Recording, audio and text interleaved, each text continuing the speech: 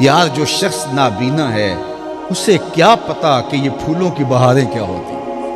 جو پیدائشی نابینا ہے اسے کیا پتا ہے کہ آسمان پر بزم کواکب کے رنگ کیا ہیں۔ اسے تتلی کے پروں میں قدرت کی سنائی کا کیا اندازہ ہو سکتا ہے۔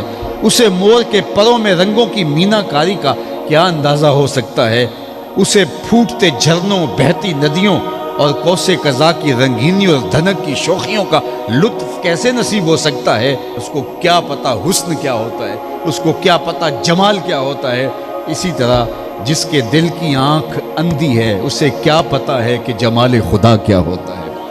اسے کیا پتا ہے کہ سجدے کی لذت کیا ہوتی ہے۔ اسے کیا پتا ہے رکوع اور قیام کا مزہ کیا ہوتا ہے۔